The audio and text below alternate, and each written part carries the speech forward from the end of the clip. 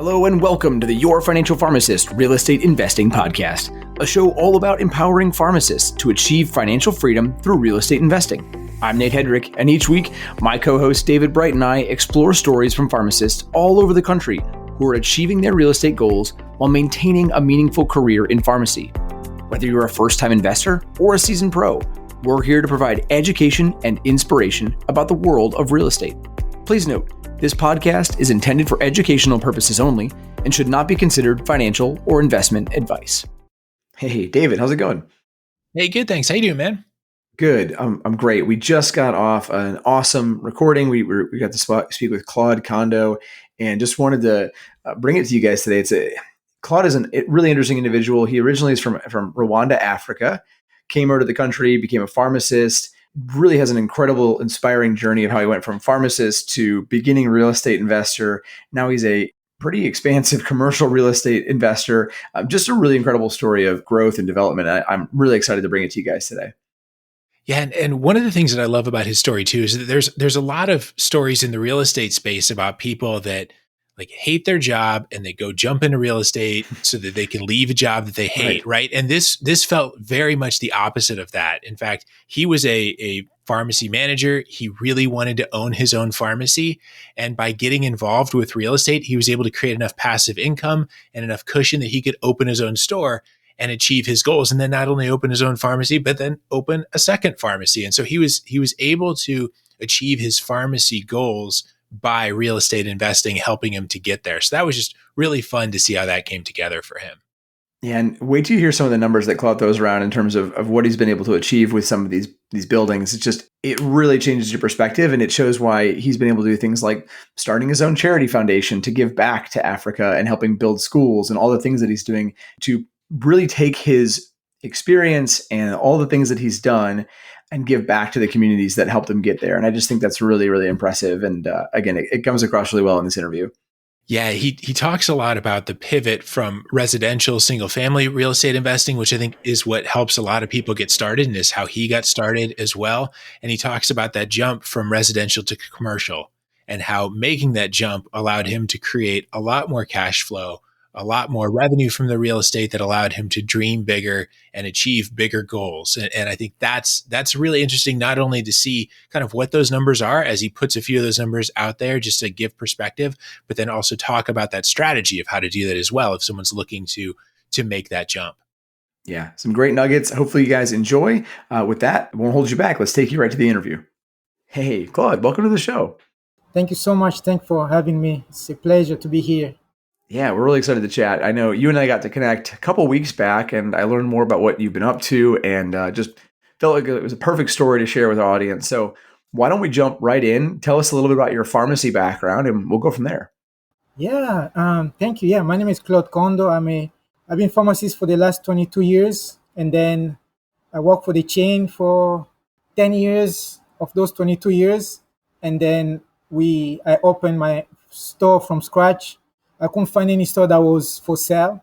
So I opened from scratch. It was a journey. It was not easy. And today we have 2 stores. That's awesome. Yeah. Well, and then in addition to the journey of pharmacy and opening 2 stores, which is a big task in and of itself, you have this thing going on with real estate also. So tell us about that journey as well. Yeah. So it started when I was working for the chain. I think it was 2006, 2007. Just a backstory. I was working for the chain. I was a pharmacy manager. I was picking up shifts at different stores, right? And then I met this guy who was older than me. He was a pharmacist. And then he had a stroke at work. And after that, and then a couple of months later, I saw him back at work. I'm like, Joe, what are you doing here? You should be home and rest. And he's like, no, I have to come back. I can't afford to be on disability. And then I told myself, there must be a different way. I need to find a way to look for something that doesn't require me to be present, right? So that's why my real estate started. And that's my big why. I'm like, I need to find a horizontal passive income that can supplement my earned income. So that was my journey as a real estate investor. Of course, every single one, you start on residential, start buying single houses. And then to me, it was just a perfect timing. 2008, when the market crashed. So I was like, everybody was scared. I'm like, this is the perfect opportunity to start buying stuff at really cheap. I live in Miami, Florida. So they went to from like 250,000 a single house to 20,000, like crazy. So I started picking up those and working overtime at the chain and picking up those stuff, and so that's where I started. To me, it was just like a perfect storm, perfect timing. I think that resonates with so many other pharmacists, right? We love our careers. We start again. Maybe we're lucky enough to start our own pharmacy, but it doesn't have to be the only thing, right? We don't have to be defined by only our profession. It's a Hmm. piece of what we do, and I think you looked at that with that again huge eye opener right in front of you. Of this is an important piece, but it cannot be the only piece for me, or I'm not going to be living the life that I want. So I love that you took that opportunity and then saw the what was going on in the world around you and said, look, I can use that to really further this. I think that's awesome. So if, Yeah. I know I want to get to the commercial stuff because that's where your bread and butter is. But before we do that, like what was that first place like? And how did you get the confidence to go and buy that? Man, it was hard, right? Because you could see everyone was scared back in 2008. Like they were Yeah. like running away from real estate. But that has been a my way of looking at stuff. I've looked for an agent that was specialized in with investors, right? So I took that agent. He mentored me, and I bought the first house, which was it was a nice community by a lake. It was really nice. That house a year before was sold at 250, and then when we purchased it, it was at $29,000 in Wow. 2008. And I couldn't find any bank to finance that deal because the bank were scared of real estate as well. So I had to borrow from my sister family, and then we came up with that $29,000, and that was my first one. Wow. So I put a tenant there that was paying me $950 per month. So right above, it was like I should be doing this more often than because I was making profit day one. So yeah, that was my first one. It was hard because every single friend of mine, my colleagues, was telling them, "I'm about to buy this." Like, what are you doing? But thank God I forced myself to go. And the other part too I did was I hired a coach from Rich Dad Poor Dad from Robert Kiyosaki. Mhm. I hired him at 2007, 2008. So this guy has been helping me as well change my mindset. Like, you are doing the right thing. I've done it before. I have 20 houses and this is normal. Just to kind of like hold my hand and walk me through. So I had those two people, the real estate agent that was catered to investors, and my coach from Rich Dad Poor Dad. And of course those are just it was hard, it was expensive, right, to have that coach as well. But I thought to myself, I have to minimize my mistakes. So the only way to reduce my learning curve is to hire someone that has been there where I'm trying to go. So those are the key people that helped me start my real estate investment.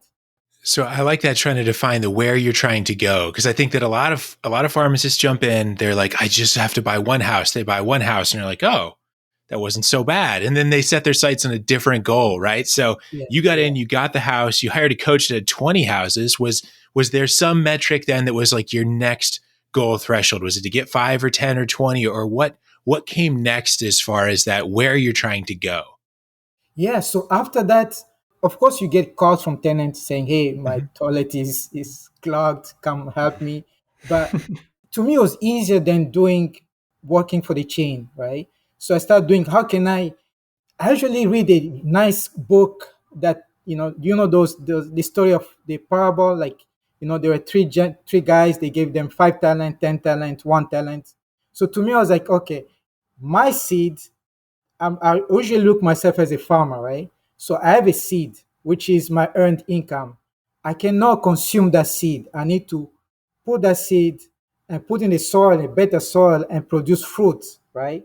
So to me, I was like, I'm gonna live in a small place, save as much as I can, and start buying those houses one by one. So my goal is to be like my coach, buying 20 houses and retire, right? So that I can replace my earned income.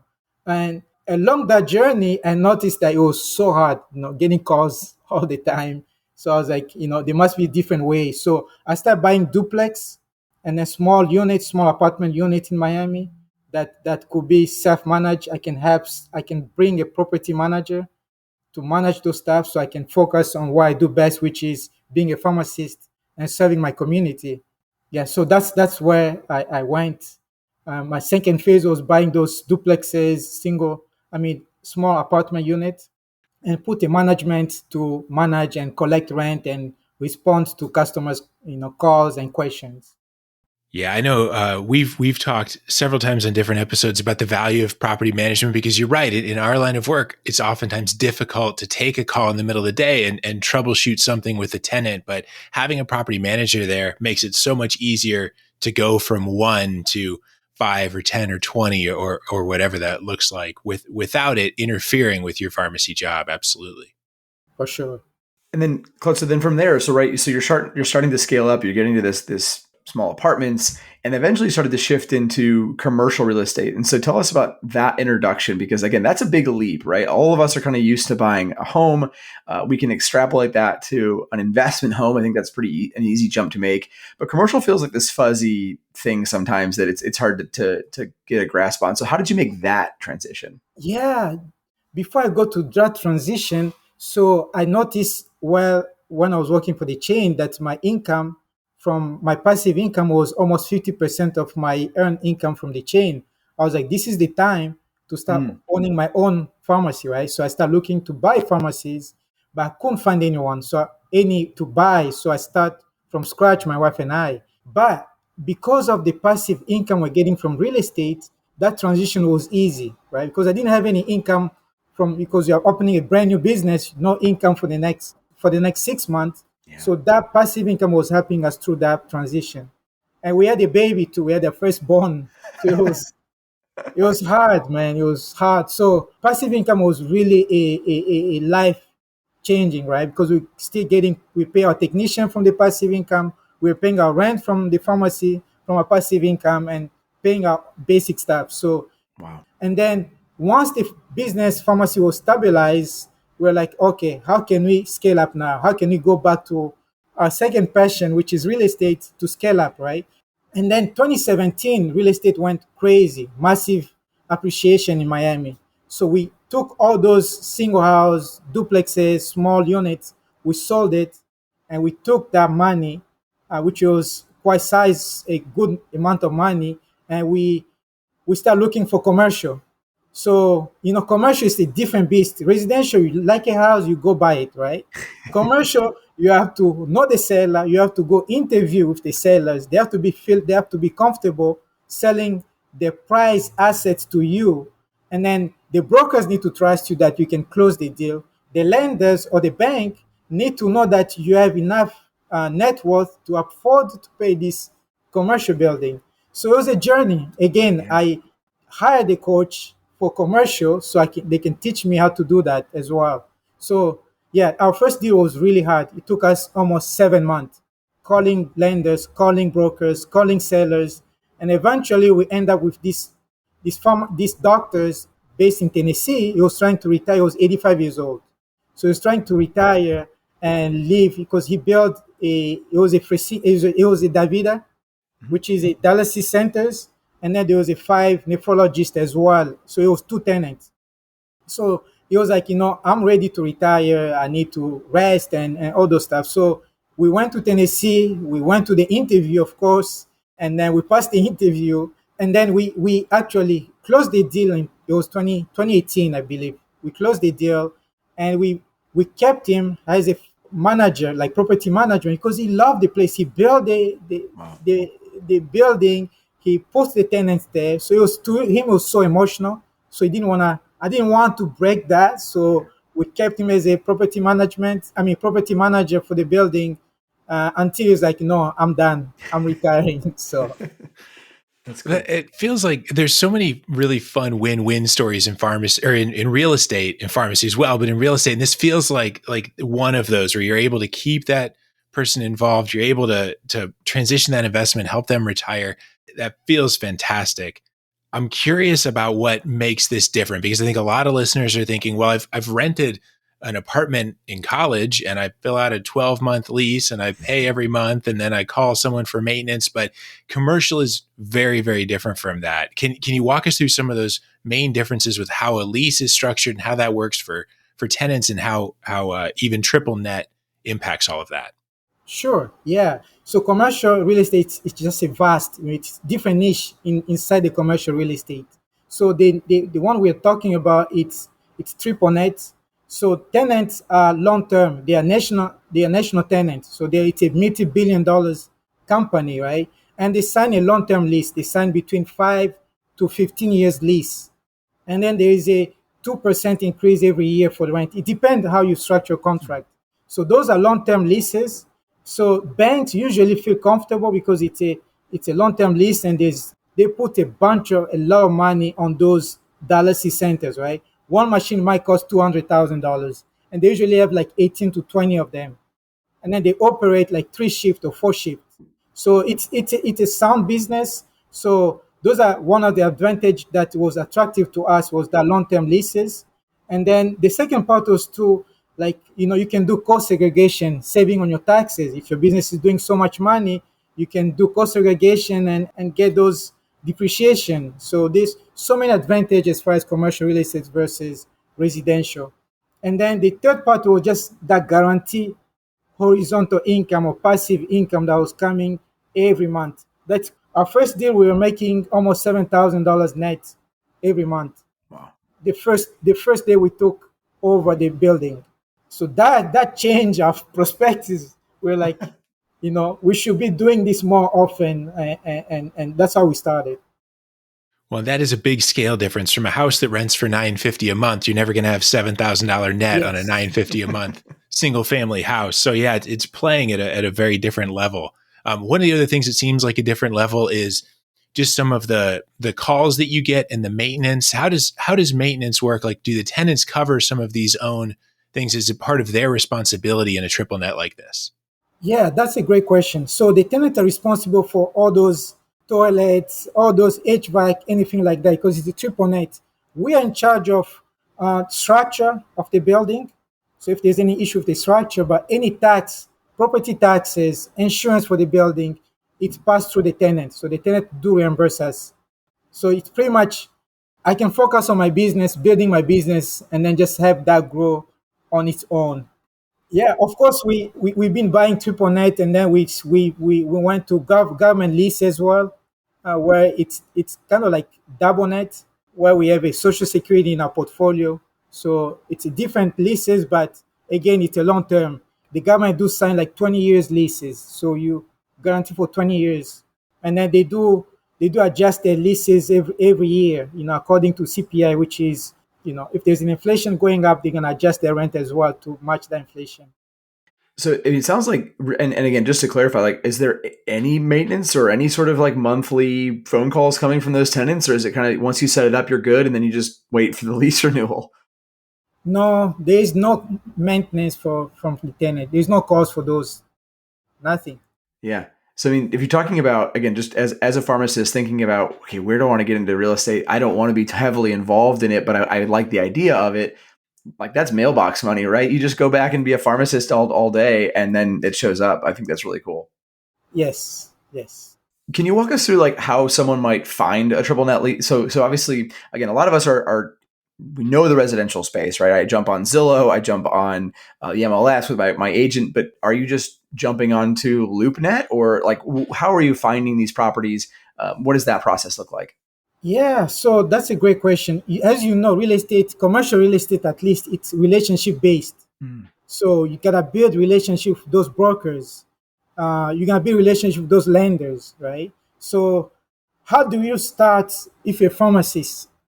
You're gonna have to invest time on it, right? You're gonna have to build relationship with those brokers. I was blessed to, on our first deal, to do those research, and back then in 2017, 18, triple net was not that sexy, right?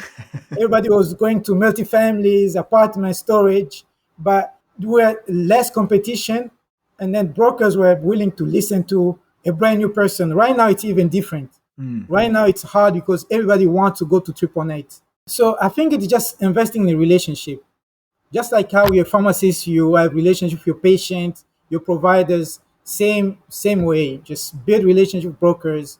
And now, because we've been doing that for a long time, brokers bring me deals every single day. Sellers are sending me deals like, would you like to get this one? What do you think about this one? So that's a relationship that we've been doing for the last 7, 8 years. That's great.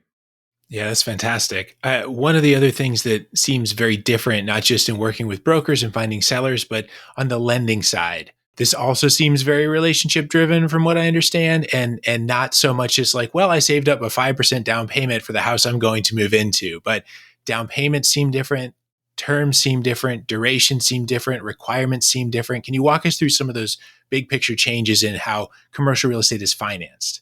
Yeah, that's a great question. So financing is completely different, right?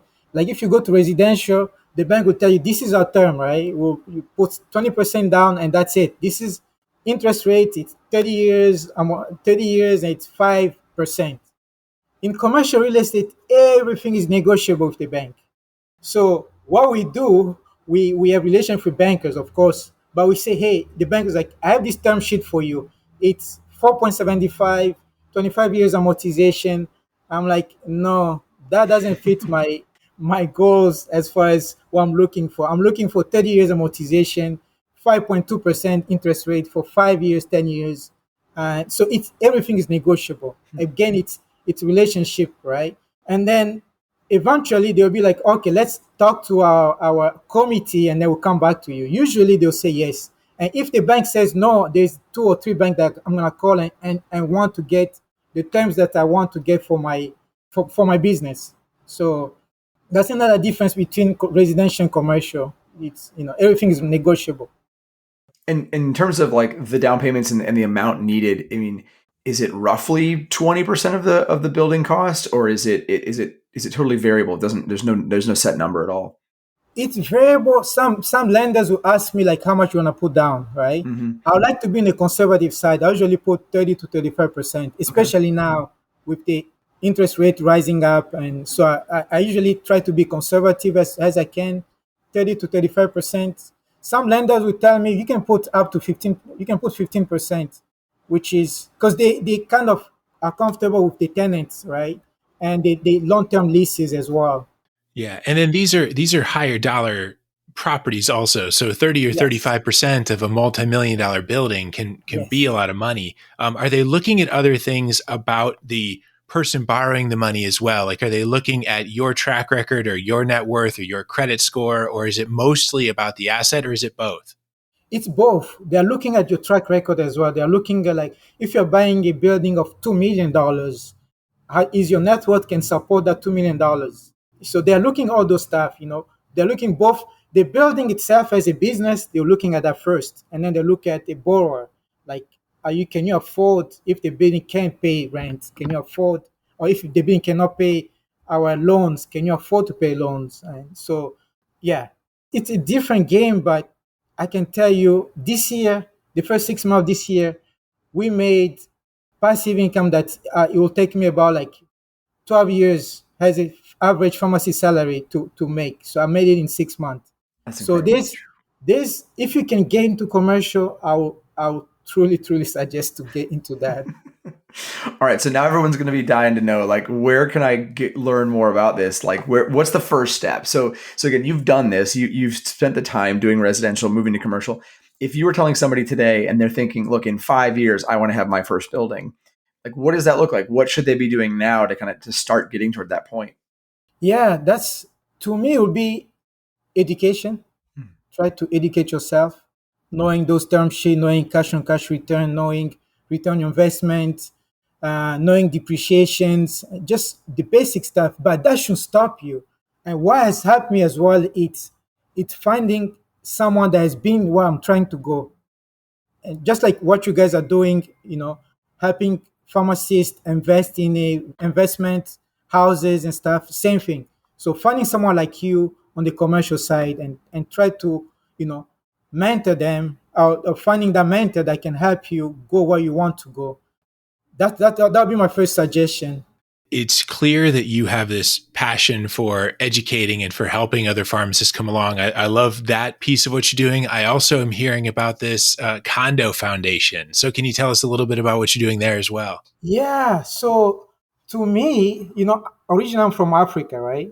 And it's been such a blessing to be in this country. You have so much opportunities. You can do whatever your dream, you can achieve your dream, right?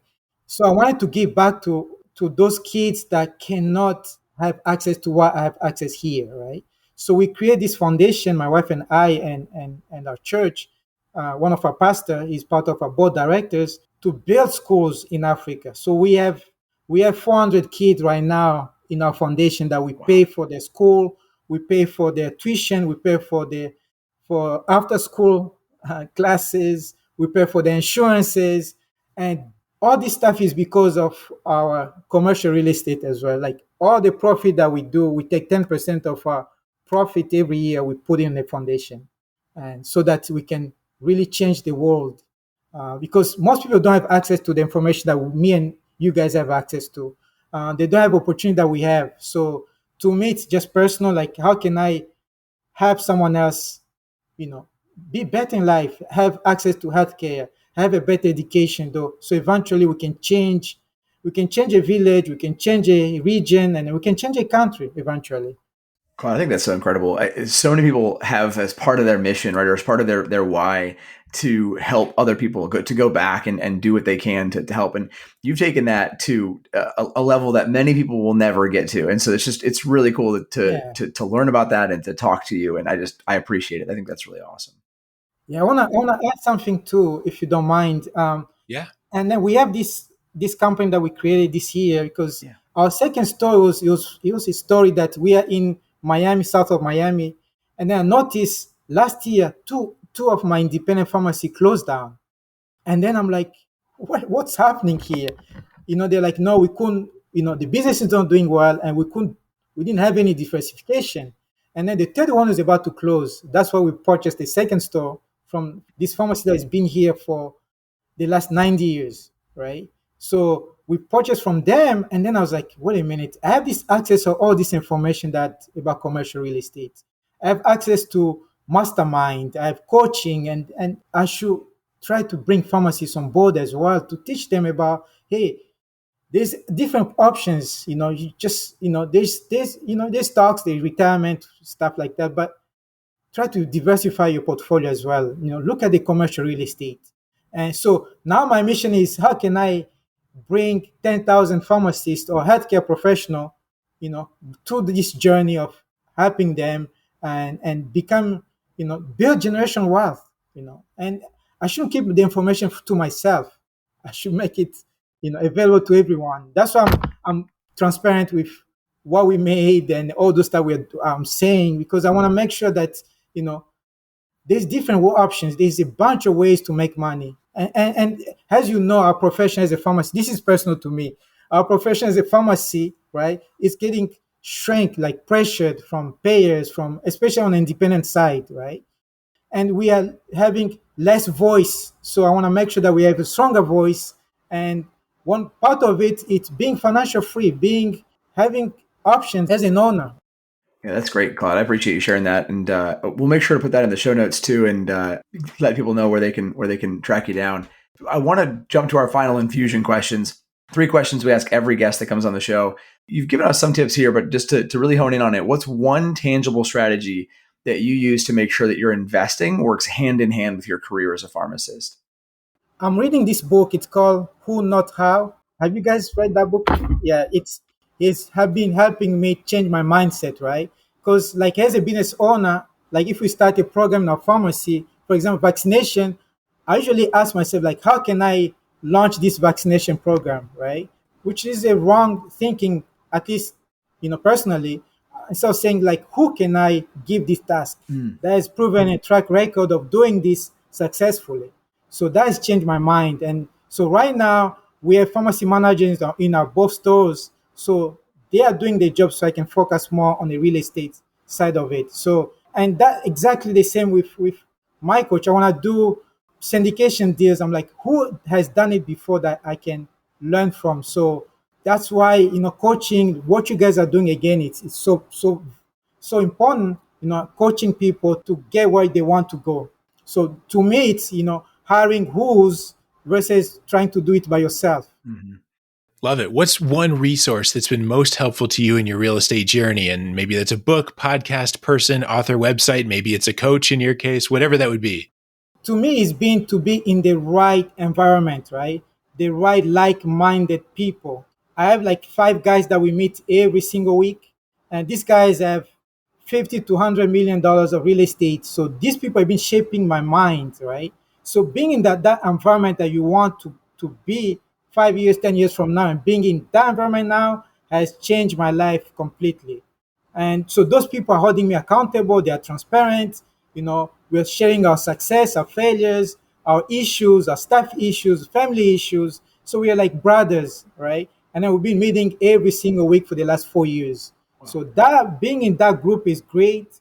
And then I'm part of course, I have a business coach, I have a health coach, I have, and that those people are just helping me kind of like reach my goals, my visions, my missions, and so just being part of that environment, like listening to your podcast, stuff like that. That where you're trying to go in 5 years, find those people now and be part of their stuff.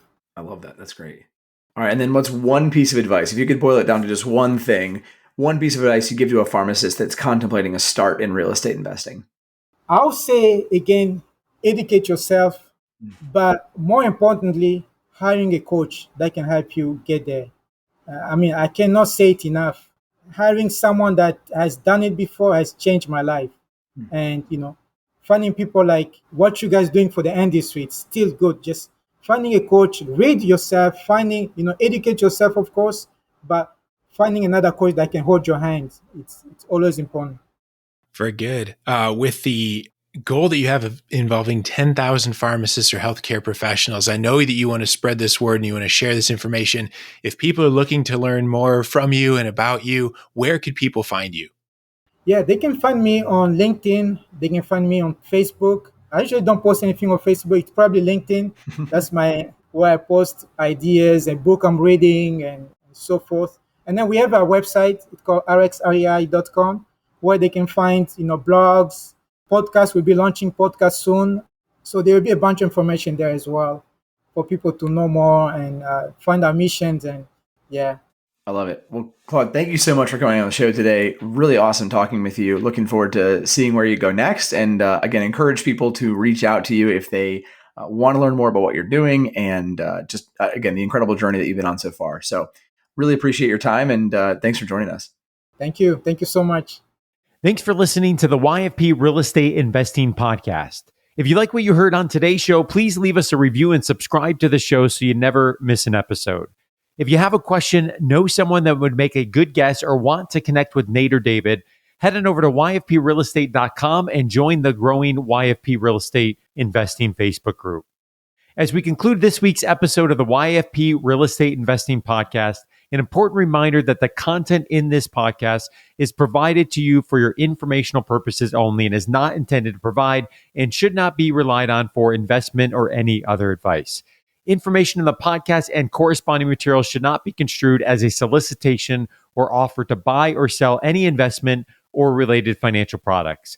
We urge listeners to consult with a financial advisor with respect to any investment. Furthermore, the information contained in our archived newsletters, blog posts, and podcasts is not updated and may not be accurate at the time you listen to it on this podcast.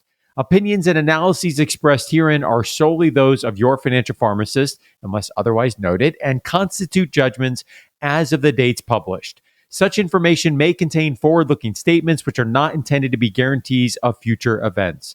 Actual results could differ materially from those anticipated in the forward-looking statements.